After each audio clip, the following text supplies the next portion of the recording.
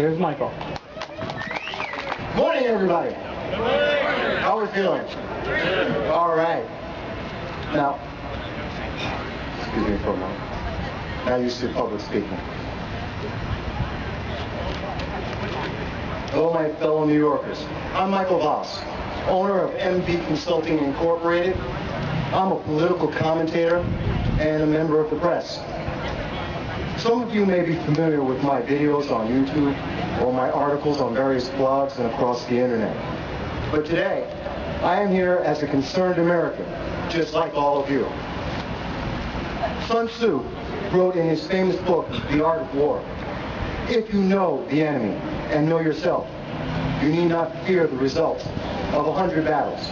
If you know yourself, but not the enemy, for every victory gained, you will also suffer a defeat. If you know neither the enemy nor yourself, you will succumb in every battle."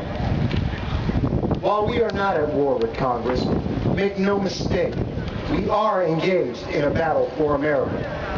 A battle that requires we know first our rights, and we are determined to make a difference. Thus, we are enacting our rights to speak and assemble in the face of media criticism and scorn from entrenched elected officials because we do not agree with the direction Congress is taking for this nation. I know it is a difficult task to stand up in front of our peers and say that Congress has failed to listen to voters. Not because tens of millions of Americans don't agree. When it comes to the health care reform that was shoved down our throats against our wills, the Obama stimulus that was passed without anyone knowing what was involved or what it enacted, the disdain against Americans in Arizona who stood up when the federal government wanted to lay down. No, we're not alone in what we believe. But what separates us is that we are willing to publicly say what tens of millions mention in schools, at the water cooler, and on the golf course. And only in America is this possible. I have had the chance to live in Moscow. I have seen the socialist system in action and the results of generations of its after effects. I have lived with a people that could not speak out against the government, could not pray openly, could not impact the laws and enforcement that affected their lives, and those people envied me because I am an American that could do all of those things that they wish they could do. It is the reason why I am speaking before you today. Right now, our voices and actions are being heard.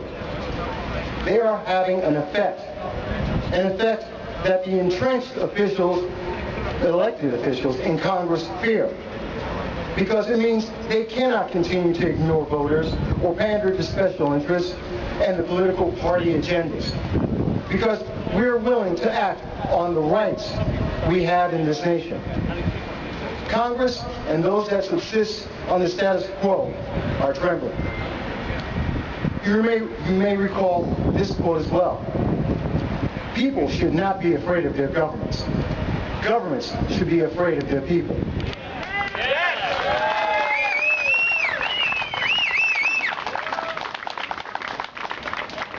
Congress should fear us, and the tens of millions of Americans that think just like us, that share our hopes and goals, that haven't come out today for various reasons, but will vote their conscience just like we will. We are not violent or racist or bought or whatever moniker that the media and Speaker Nancy Pelosi would like to label us with. We are Americans that know our rights, and we are willing to use them. Career politicians with agendas and special interest support thought we forgot, but we haven't. I want to be clear. I'm speaking directly about politicians that have made a career out of the abuse of public service. People that have forgotten those that elected them and the reasons they were elected for. Let me name the names.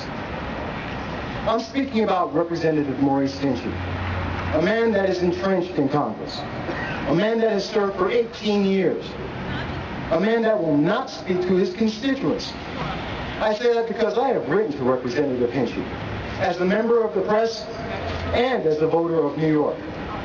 I have written him about the health care reform twice. I have written to him about the Obama stimulus and the actions of the Department of Justice. And months later, I still await even a single letter of reply, though I have gotten unsolicited emails asking me to donate to his re-election campaigns. I'm speaking about appointed Senator Kirsten Gillibrand. She too seeks to be re-elected. Actually, elected in her case, as the public had no voice in granting her the junior senator seat she now holds. She too has neglected to speak to the people. Even worse, she has taken us for granted. She assumes that we will not have noticed her flip-flop on immigration, as she now gains significant financial support from pro-illegal alien organizations. She assumes that we won't remember that she sent out the same form letter response on the health care reform for 6 months.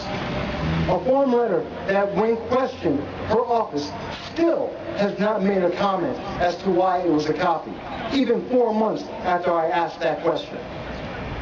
And Senator Charles Schumer, he too refused to comment on the health care reform. He too actively avoided town hall meetings. He too has taken a stance repeatedly of party over the people. I don't say these things because about the entrenched elected officials in Congress because I've heard a rumor about it or read about it somewhere. These are facts I have written about and have made videos about. I say these things because I know firsthand how little the entrenched members of Congress care about the concerns of the public when it is not time to be re-elected. But we can change this scenario. We can end this cycle of broken campaign promises and political party agendas. All we need to do is what we are doing. We are standing up and using our rights. They're the most powerful tool we have, along with our votes. Our rights and votes combined ensure that the most entrenched, the most deaf to our concerns, the most special interest supported elected officials cannot maintain their granted power. We, the people of the United States, in order to form a more perfect union, establish justice, ensure domestic tranquility, provide for the common defense, promote the general welfare, and secure the blessings of liberty to ourselves and our prosperity, do ordain and establish this Constitution for the United States of America. We, the people, not the special interests, not the Democrats, a political party, or a political agenda, not the government, the people. I want to close with that thought. The people. You and I, our friends and families, we are the power of America.